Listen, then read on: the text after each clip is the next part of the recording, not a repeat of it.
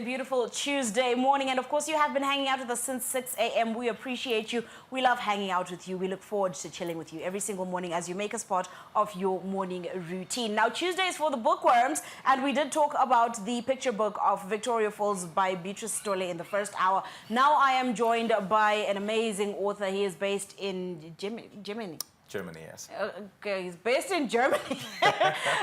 His name, I learned when I got the book that his name is Phillip. Phillip.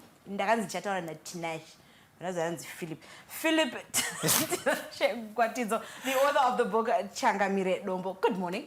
Good morning, Candice. How are you? I am great. Fantastic, thank you. Wonderful. So, I have a confession to make. Yes, I know. Have you started reading? I was like, I'll read and I'll read. So yesterday, as I was getting my hair done, is when I sunk into it. And what a waste of time to have waited for so long. Unbelievable. You know when you get into something and you're like, why was I not reading this all along? It's absolutely amazing. And the way you've set it up, I want to know, before we get into the actual book itself, what inspired you to write this? Love of country. Loving being Zimbabwean inspired me to write this book. Yeah. Love of country. Is this because you're far away or just because you're genuine? Even more so because I'm far away.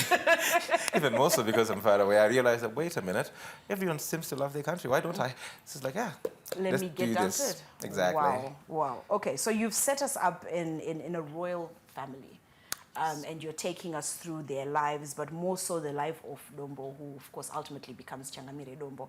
Yes. How did you play it out as you were planning to write it and ultimately getting to write it?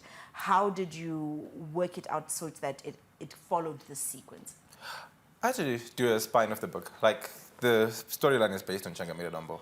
So everything that was going to come with it had to affiliate with that spine. And obviously the most standout thing was his war that he went to with the Portuguese to protect his space.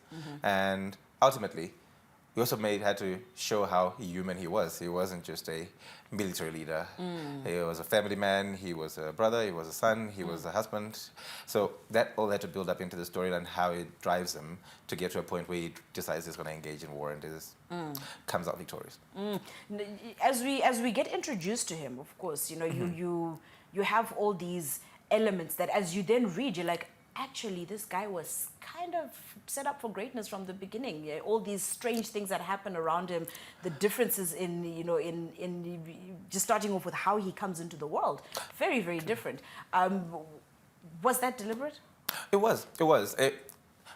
Without spoiling the book too much, for those that will want to read it later, it was intentional. It was an anomaly. He was a very unorthodox person. So what he was structured to do wasn't exactly what he felt that he should be doing. And I think a lot of people can relate to that. A lot of stuff is expected from you, from those that are around you in society, and you have a feeling that you should be doing something different. He followed that instinct, and it turned out to work very well for him and for us as well. So yeah. I'm very curious because, you know, I'm very poor with my Zimbabwean history, sadly. That will how change much now. of this book is fact and how much is fiction? So the meat is fictional, because I'm talking about dialogue.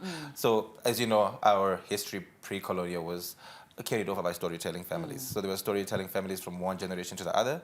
And so you use this information that you've had, like, most of my research was done by talking to old people because they had the information, they just were never asked about it. And then, of course, checking Portuguese artifacts. So the meat feelers are fictional, I would say, but the storyline itself is very factual. Time periods, how they engaged in war, the warfare, the war structure, the economic setup, all that is very factual. Because I was reading through this, I'm like, you know, this looks familiar. I've come across this information before. Because you talk about, you know, the U shape that they used when they went to war, and we're very familiar with that format. Tell me about sitting down with some of the people that you sat down with to kind of get a little bit of extra information that helped you fill out this book. For sure. I mean, the very first people that actually gave me information were my own grandparents. So inside story. As a kid, I was stolen by the maid. You were stolen? Yeah, by the maid. And then when I was found, Mom was like, no more. You're going to grandma, going to grandpa. We're not doing maize no more. So, you get an affiliation with the older crowd. The friends come by and you're like their last child because they get to redo it again. So we had a really genuine connection. I'll ask all these weird questions as a kid, like, what was it like? What did your grandparents tell you about what it was like back then? And what did they say they heard? What did they experience? So then it became a key interest. And of course, spreading it across different professionals and looking into Portuguese artifacts to see if things were correlating. I realized that the information that it was there, it was just never compiled for learning purposes and for us to embrace our history the way we can embrace it. Speaking of being compiled for learning purposes, something amazing has happened with this book. Do you want to tell us about that? You read it? That was amazing. No, leave me alone. That's not what I'm talking about. No, for sure. It was an honor to get the book inducted into the national curricula for A-level English literature.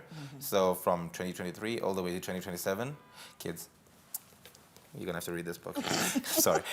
Hope you really enjoy it. But I also hope that we get to learn about our own history, how we were defined as people, how we matured as a society. And in the process of all this learning, I hope you're also entertained. Now let's go back to Dombo himself before he becomes Changamire Dombo. I mean, you've set him up as a very warm, very easy to love character. But we only actually see actual emotion from him when his brother dies. Why? I didn't want people that haven't read the book to know his brother died.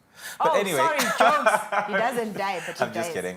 I'm just kidding. At some point that does happen. But I think what we were trying to do in the process was to, again, attach him to a reality we can both understand. Because the book is a visual read. So if you're going through the book, you almost can see what's going on. You can smell the air, you can feel. So as you go through that childhood process of his and his upbringing, you're attaching yourself to him and he takes you through all the emotions. So at some point it's going to really upset you.